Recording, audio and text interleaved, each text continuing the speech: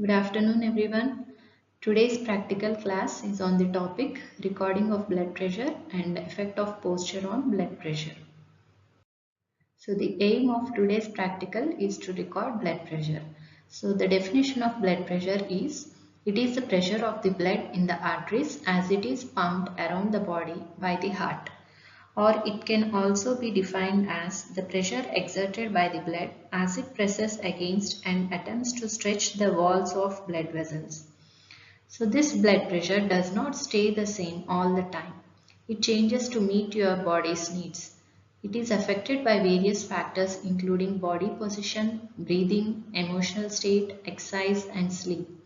So with each cardiac output, the blood pumps out to the systemic arteries. So the blood while pumping it is pulsatile. So the blood pressure does not stay same all the time. So it changes to meet the body's needs accordingly. Okay. So now we will see the components of blood pressure and their definitions. So the first one is systolic blood pressure or SBP. So it is the maximum pressure reached during the maximum ejection phase of systole. Okay, the maximum ejection phase of systole, during that time the pressure reached, the maximum pressure is called systolic blood pressure. So the normal range of systolic blood pressure is 100 to 140 mmHg. Okay, so in the cardiac cycle, you have seen the various events or the phases of the cardiac cycle. So during the systolic phase, okay, during the ventricular systole, the maximum pressure reached in the heart. So that is the systolic blood pressure. The normal range is 100 to 140 mmHg. So next one is diastolic blood pressure. It is the minimum pressure reached during diastole is called diastolic blood pressure. Okay, the minimum pressure reached during the diastole. So its normal range is 60 to 90 mmHg. And then the pulse pressure.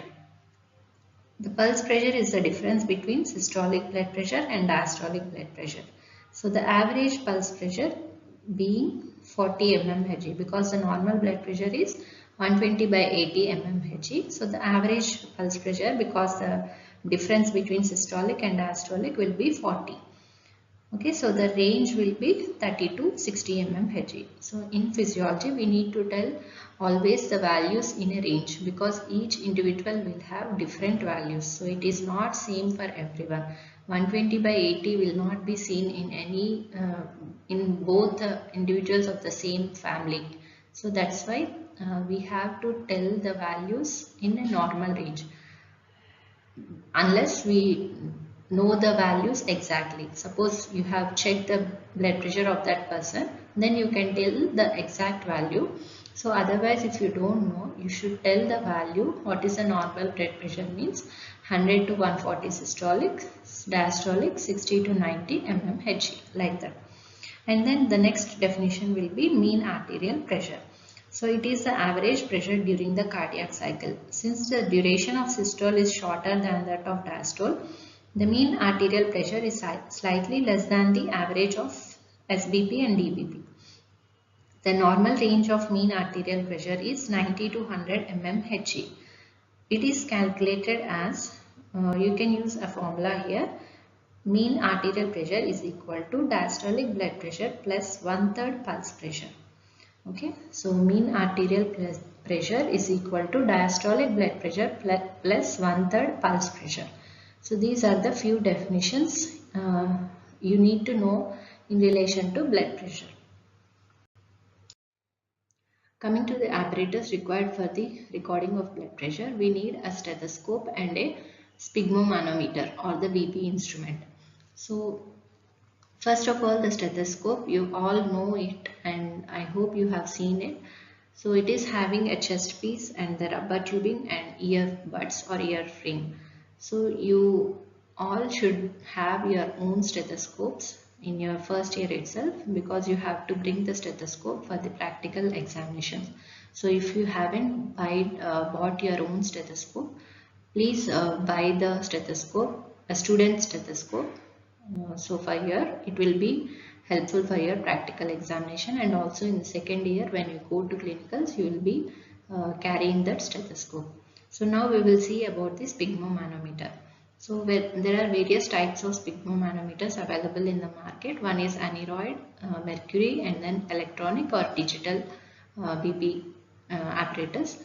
So out of these three, we will be commonly using the mercury sphygmomanometer. So this mercury sphygmomanometer is having a vertical glass tube which have markings from 0 to 300 mm Hg. Each division is 2 mm Hg, and the lower end of the glass is connected to mercury reservoir and upper end is closed with a metal cap. So the mercury column rises and falls in the glass tube lumen with increase or decrease of the pressure in the reservoir.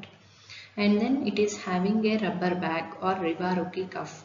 So the cuff, as it is usually called, it consists of inflatable rubber bag which is fitted with two rubber tubes, one connecting to the mercury reservoir and other to the rubber bulb, that is the air pump. So the bag is enclosed in a long strip of inelastic cloth with a long tapering free end. Okay, so the rubber bag is enclosed in a long strip of inelastic. So the outside which you are seeing. So suppose here, this is also rubber bag or Riva-Rocchi cuff. So it is enclosed in a long cloth, inelastic cloth. The cloth should be inelastic and tapering free end. That is, free end does not have a rubber bag because it is used to uh, hold the arm. Okay, so the cloth covering keeps the rubber bag in position around the arm when the pressure is being measured. In some cuffs, two Velcro strips are provided in appropriate locations for the same purpose. So that is holding around the arm. So the rubber bag is 12 cm wide, which is enough to form a pressure cone that reaches the underlying artery even in a thick arm. Okay, so the width of the bag should be 20% more than the diameter of the arm and length should cover 2/3 of the arm circumference. So don't worry about this width and length. So because already it will be accordingly it will be there, the rubber bag and the inelastic cloth, because while manufacturing only the adult mercury manometer, the adult rubber bag or Riva-Rocchi cuff will be according to the normal width and length of the arm.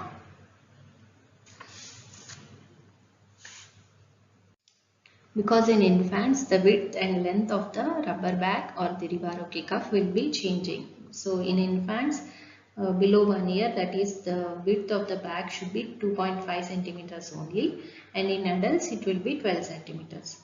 Okay, so that is about the rubber bag. And then the air pump. So air pump is an oval shaped rubber bulb of a size that conveniently fits to the one's fist. It has one-way valve at its free end and leak valve with screw at the other end from where the rubber tube leading to the cuff is attached. The cuff can be inflated by turning the leak valve screw clockwise and alternately compressing and releasing the bulb.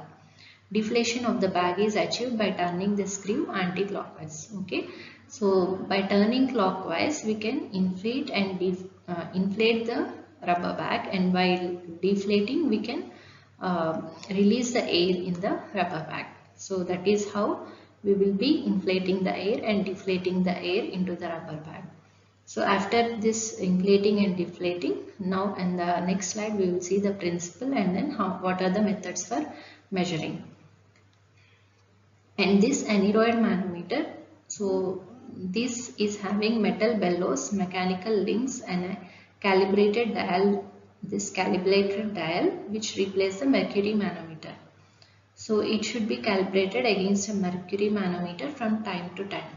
So this mercury manometer, sphygmomanometer, is the gold standard for taking the BP measurements.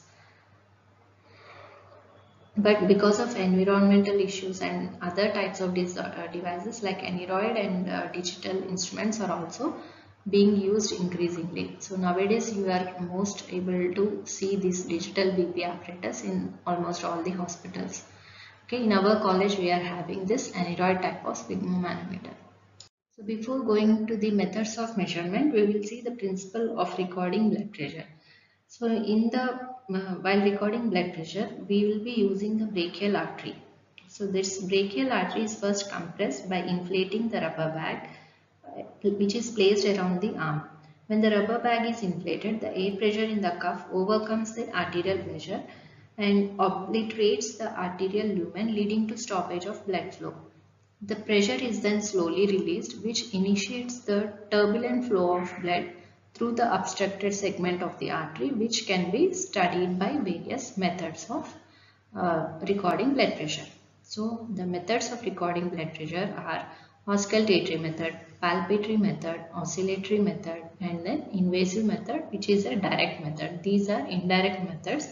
So this is a direct invasive method which is not at all used or recommended. So how to measure the blood pressure? So arterial pressure is most commonly measured via sphygmomanometer, which historically used the height of column of mercury to reflect the circulating pressure.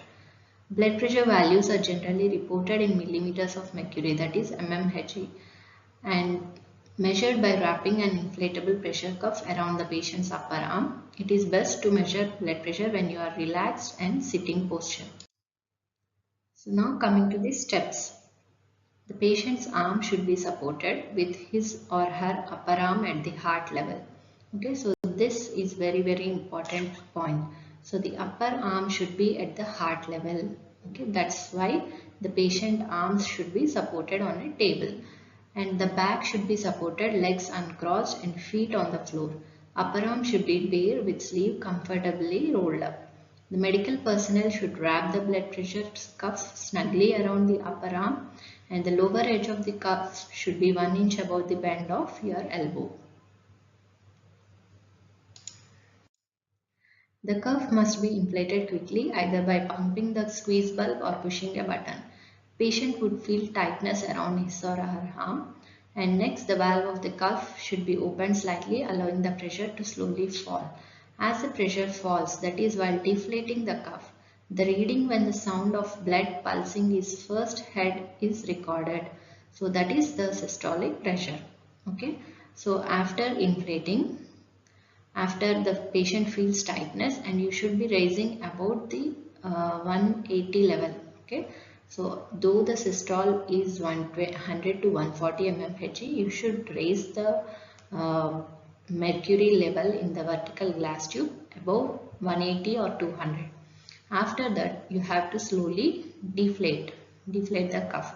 So while you are raising the pressure, the reading when the sound of blood pulsing is first heard is recorded. Okay, so when you heard the first sound of blood pulsing, so that you have to record, and that is nothing but a systolic blood pressure. So what is that sound? We will see in the coming slides. As the air continues to be let out, the sounds would disappear. The point at which the sound disappears is also recorded, and that is called the diastolic pressure. So inflating the cuff too slowly or not high enough may cause a false reading.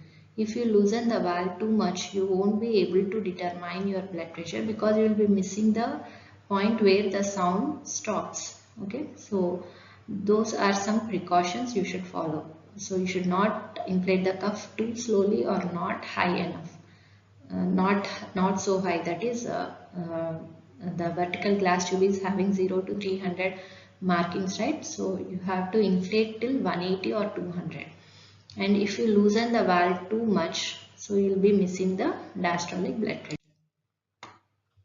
So in the palpatory method, the cuff of the sphygmomanometer is wrapped firmly around the right arm above the elbow.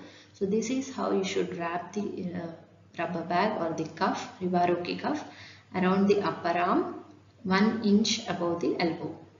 So because you have to place your chest piece of the stethoscope at the brachial artery, that is exactly at the elbow. The lower arm should be resting on a table, top or bench. Okay, so the lower arm should be resting, the back should be supported, feet.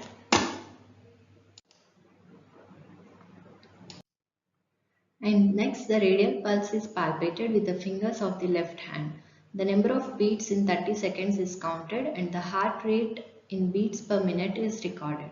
The valve on the inflating bulb of sphygmomanometer is turned fully closed. The cuff is inflated slowly. So first you have to close the valve, that is the air bulb. So air bulb is having one screw, no? So that you should fully close, turn completely clockwise. So the cuff is inflated slowly. Then you have to inflate the air into the bag by pumping the inflating bulb until the radial pulse is no longer felt. The cuff is inflated further until the pressure is about 30 mm higher. So first, while you inflate, the pulse will be missing at some point. Okay, so first you will be able to feel the pulse, and then while you are inflating the cuff, so the pulse will be missed. So you can't feel the pulse at some point. So that level is around the systolic blood pressure. So you should still raise the mercury level in the vertical glass tube above, that is 30 mm higher. Suppose you lost the pulse at 120 or 130 like that, you should still raise the value to 160 or 180 like that. So that is to avoid the hypertension patients, the auscultatory gap will be there. So to avoid that auscultatory gap, you should be using the palpatory method. So what is that auscultatory gap? We will see.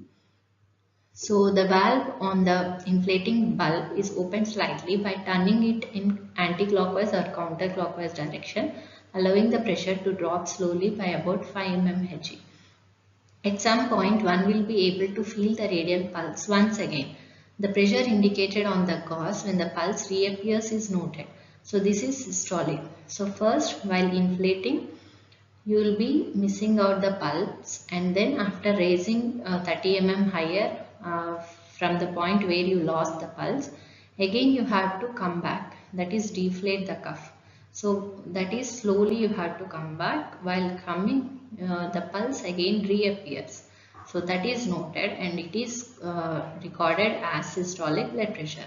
Now the pressure in the cuff is quickly released so as not to cause undue discomfort to the patient. So after you record the systolic, no need to wait for any sounds, because here you are not using stethoscope. So that will be another method. So you can quickly release the air, because already it will be causing some discomfort to the patient because of that tightness around the arm.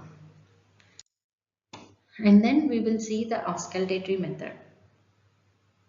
So the auscultatory method, brachial pulse is palpated just above the angle of the elbow, that is the antecubital fossa. The diaphragm or the chest piece of the stethoscope is placed over the brachial artery in the space between the bottom of the cuff and the crease of the elbow. At this point, no sound should be heard. And the cuff pressure is inflated quickly to a pressure of about 30 mm Hg higher than the systolic pressure determined by the method of palpation. So in first palpatory method, you will be noting the systolic pressure, right? So after palpatory method, you will be proceeding to the auscultatory method. So in this auscultatory, you can directly inflate the pressure in the rubber bag or the cuff pressure. You can directly raise to 30 mm higher than the systolic, which you have determined by the palpatory method. Suppose you got 120 in palpatory, you should raise the pressure to 130 above, that is 150 in auscultatory. Then the air is let out of the cuff at a rate such that cuff pressure falls at a rate of about 5 mm. So you very slowly you have to release the pressure from the rubber band. At some point, the medical personnel listening with the stethoscope will begin to hear sounds with each heartbeat. This point marks the systolic pressure, and these sounds are called Korotkov sounds. Okay, so which I have told you in the first few slides, the sounds you will be hearing, no? So these sounds are called Korotkov sounds. So at the point where you will be first hearing the sound, that you should note it as systolic pressure. And then as the pressure is lowered further, the character of the sounds will be changing. At some point, the sounds will disappear. The pressure reading at this point where the sounds have disappeared will give the diastolic blood pressure. Okay, so first, always while recording blood pressure, we should check the systolic by palpatory, and then only we have to proceed to auscultatory. So these two methods you will be using for recording the blood pressure. to avoid auscultatory gap which is seen in hypertensive patients. So now we will see about the Korotkov sounds. So these sounds are divided into 5 phases. So starting from the systolic, that is the first point where the sound has appeared. Okay, so the first phase starts with a faint tapping sound. So first you will be hearing a tapping sounds. That is when a jet of blood is able to cross the previously obstructed artery. We have obstructed the brachial artery by raising the pressure, right? So after releasing the pressure slowly, the blood, a jet of blood will be crossing the obstructed artery. So as the pressure is lowered, the sounds continuous, clear and sharp tapping. Okay, so this is the first phase which lasts for 10 to 12 mmHg. So after reaching the 110 mmHg, you will be listening a blowing noise or a murmurish type of sounds which remain so for a next 10 to 14 mmHg fall. And then the third phase, here the sound will become very soft, clear and loud. That will be continuing again for 12 to 14 mmHg. And then in the fourth phase you will be hearing the sound decreased. The sound has very slow disappearing blowing noise type or muffled type which lasts for only 5 mmHg fall. And then the next phase which begins when the sounds disappear completely. So here at this point the sounds will be disappearing completely. In the phase 5, no sound, nothing you will be hearing. Okay, so these two are very near points. Okay, so that's disappearing blowing noise or muffling and the complete stoppage of the sound. So as a beginner it will be very much difficult to distinguish between this first diastolic and second diastolic. So anywhere between these two is okay, or if you completely not able to hear the sound, so little bit again you can raise the pressure and then you can again lower down. You can listen exactly where the sound has disappeared. So that is the 5 phases of Korotkov sounds, starting with systolic and ending with diastolic. So these sounds are because of the turbulence created by the blood flow in a previously obstructed artery. So after obstruction we are suddenly releasing, slowly releasing the pressure, right? So the flow will be disturbed. So normally the flow will be laminar. So when the disturbance is created, and next method is oscillatory method. Here the pulsations induced by the artery are different. When the artery is compressed, no pulsation is perceived by the device. And then when the pressure decreases in the cuff, the artery starts to emit pulsations. The pressure then measured on the device defines the maximal blood pressure or systolic blood pressure.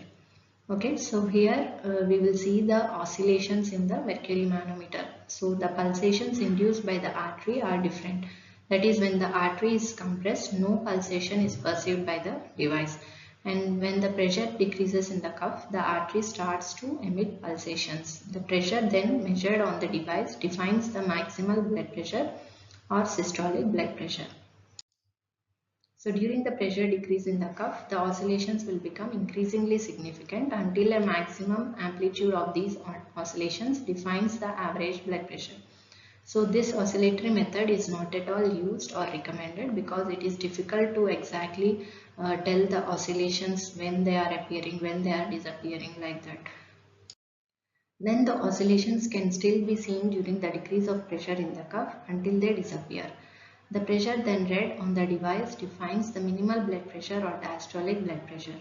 So this method of measurement of blood is called oscillometric. So it is not commonly used in manually, but it is used in the automatic device, that is digital, like that, for measurement because of its excellent reliability. So this is how you have to write your observation in your record book. So first is palpatory method and then auscultatory method. First palpatory method also you have to take 3 readings, and auscultatory method also you have to take 3 readings, and then final recording is the average of these 3 recordings. Okay. So in the first reading you will be noting only systolic here in the 3 readings. So again in auscultatory, so first reading with the in comparison with the palpatory. That is, suppose you got here 130, so here you have to raise above 130, that is till 160 or 180 like that, and then you will be noting when the sound first appears, that is the systolic. So both of these will not be same. Okay, there will be some difference by palpatory and auscultatory. So you can note down here systolic, diastolic and mean arterial pulse pressure, and the final reading is the average of these three readings. So this is how you have to write the observation of recording of arterial blood pressure. So in the practical examination, you will be having this type of objective structured practical examination. So for BP, recording of blood pressure, you will be having this checklist or stations. So first you have to check the zero reading of manometer and explain the procedure to the subject. Expose the arm up to the shoulder and wrap the cuff. In the second step, wrap the cuff firmly around the upper arm, keeping it lower edge about 3 centimeters above the elbow or 1 inch above the elbow, and its middle lying over the brachial artery. And then in the third step, keep the BP apparatus at the level of the heart. Open the stopcock between the two limbs of the mercury manometer. And then in the fourth step, palpate the brachial artery and mark its position. Then hold the rubber bulb in the right hand, close the leak valve screw and inflate the cuff slowly until the radial pulse disappears. And then in the fifth step, release the pressure in the cuff slowly till the radial pulse reappears, and then note the reading. So this is how you will be checking the recording the blood pressure stepwise. And then that is by palpatory method, and in the auscultatory method the checklist will be checking the BP apparatus and stethoscope and exposing the upper arm, and then the second step, recording the BP by palpatory, and thirdly, correctly locate the lower end of brachial artery, then apply the earpiece of the stethoscope to the ears and place its chest piece over the brachial artery, and then fourthly, inflate the cuff rapidly and raise the mercury column to a high level. And then lastly, lower the pressure slowly in steps of 2 to 3 mmHg till systolic and diastolic pressures are recorded, and note the readings. Common problems in BP measurement. So the BP will be different in each arm. A difference of more than 10 mmHg suggests peripheral vascular disease and raises the possibility of renal artery stenosis as the cause of hypertension. Record the highest pressure and treat this. And wrong cuff size. A cuff of 12.5 23 centimeters is suitable for only 60% of Europeans. The bladder of the cuff should encircle between 80% and 100% of the arm. In obese people with large arms, a normal sized cuff will overestimate BP and error is greater when the center of cuff is not over the brachial artery. Therefore, for obese patients, larger cuffs must be used. Using too large a cuff produces only a smaller underestimation of BP. So, in obese patients, you should make it a point to use large sized cuff. And auscultatory gap. So, auscultatory gap is seen in hypertensive patients. So, that is there will be missing of the pulse between the after you first in palpatory method, after you first lost the pulse, then again the pulse reappears at some more higher level. So that is because of hypertension. So up to 20% of elderly hypertensive patients have phase 1 Korotkov zones which begin as systolic but then disappear for varying length of time, reappearing before the diastolic. So if the first appearance of sound is missed, the systolic will be recorded at a falsely low level. So this is avoided by palpating the systolic pressure first by palpatory method. So that is the use of palpatory method before doing the complete recording of blood pressure by auscultatory method.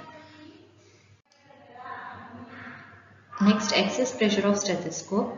This can be artificially lowered the diastolic reading by 10 mmHg. So the systolic will not be usually affected. And patient's arm at wrong level. The patient's elbow should be in level with his heart. Hydrostatic pressure effects mean that if arm is 7 cm higher, both systole and diastole pressures will be 5 mmHg lower. If the arm is 7 cm lower than the heart, they will be about 6 mm higher. Okay, so that's why the patient arm should be exactly at the heart level. Now coming to the effect of posture on blood pressure. Gravity affects the fluid distribution in man. As the person changes the position from lying to sitting and then to standing, the blood is redistributed to regions below heart towards planktonic, pelvic and leg vasculature. This results in decreased venous return, causing a fall or decrease in blood pressure. The effect of changes in posture on blood pressure and heart rate depends on whether these are recorded immediately after sitting or standing from supine or after prolonged standing. Okay. The procedure for recording the effect of posture is allowing the subject to rest and relax for at least 5 minutes in supine position before recording blood pressure. Then record the pulse rate and blood pressure. Disconnect the cuff from the BP apparatus but do not untie the cuff because you will be recording the effect of posture immediately after changing the posture. That's why do not untie the cuff from the arm but disconnect the cuff from the BP apparatus. So the Revaroki cuff and the rubber tube will be with the person's hand. Ask the subject to sit up and immediately record the BP and heart rate, and then repeat the determinations after 1 minute, 2 minutes and 5 minutes. And then ask the subject to lie down again and rest for a few minutes, then record the BP and heart rate. Now ask him to suddenly stand up and record the BP and heart rate immediately. And repeat the procedure, repeat the recordings after 1 minute, 2 minutes and 5 minutes. And then lastly, record your observations step by step. So at each, after every change in posture, you have to note down the note down the reading and record in your observation book immediately. This is a flow chart showing the compensatory mechanisms on immediately sitting or standing from supine position. So on immediate sitting or standing from supine, there will be pooling of blood in lower extremities, about 300 to 500 ml, which will decrease venous return and cardiac output so that there will be immediate fall in BP. So there will be decreased pressure in carotid sinus and aortic arch. Rate of discharge from baroreceptors will be decreased, which leads to less excitation of cardiac inhibitory area in the medulla and also vasomotor center in the medulla, leading to decreased vagal activity when the cardiac inhibitory area is less excited, and when the vasomotor center is less inhibited, there will be increased sympathetic activity. So decreased vagal activity will lead to increased heart rate, and increased sympathetic activity will lead to increased heart rate, increased force of contraction, increased peripheral resistance, which all together will lead to increased cardiac output and then increase the mean blood pressure. So these are the changes. So that's why before the baroreceptor reflex come into action, you have to note down the recording. So that's why we are stressing immediately record the blood pressure after changing the position. So the observations or the recordings you have to note down in this tabular form. So blood pressure and heart rate you need to note down. So first of all in lying or supine posture, and then after sitting immediately, and after 1 minute, 2 minutes and 5 minutes. And then after standing immediately, and after 1 minute, 2 minutes and 5 minutes. Okay. So like this you have to note down the readings in a tabular form. So both for recording of blood pressure and also effect of posture on blood pressure. And in the next practical, we will be seeing the effect of exercise on blood pressure and heart rate. And the objective structured practical examination for this effect of change in posture on the blood pressure and heart rate. The checklist is: first explain the procedure to patient and check the BP apparatus and stethoscope. Then record the blood pressure by palpatory and auscultatory methods. Also note the heart rate, and without removing the cuff, ask the patient to stand up quickly without support, and then record the blood pressure within 30 seconds and note the heart rate, and finally record your observations in a book in a tabular form. So that is the end of the class. I hope you understood the explanation part. So unless you do this practical on your own in the college lab, so it is difficult to understood, but you try to read from the manual, practical manual once, and then read the Viva questions, and then try to understand some part. So when you come back to college, you will be doing here the procedure, so that the recording of blood pressure and the effect of posture and exercise like that. So when you do the practical, you will be completely understanding it. Okay, so that's all. Thank you all.